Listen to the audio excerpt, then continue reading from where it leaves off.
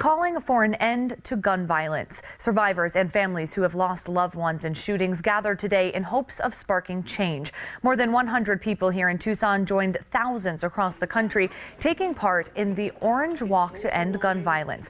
The event commemorates 3 years since 26 people were killed at Sandy Hook Elementary School. After the shooting in San Bernardino earlier this month, the walk took on extra importance. And for those walking today, the impact of gun violence hits even closer to home. 9 on your sides, Jennifer Dela Cruz is live in studio with their powerful stories. Jennifer. Well, they started at the Safeway where former Congresswoman Gabrielle Giffords, along with 18 other people, were shot on January 8, 2011. They marched to Senator Jeff Flake's Tucson office, calling for more strict laws on gun control. This is my son, Jaron. Jaron was shot to death 9 years ago. She lost a child. Others lost family and friends.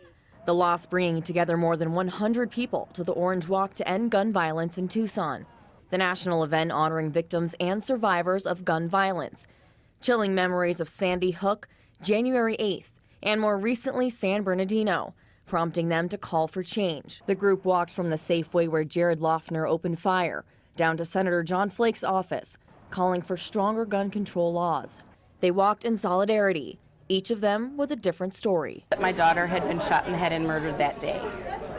The person that killed her was a felon with a long history of violence that should not have been able to have a gun. Among some of the participants were survivors.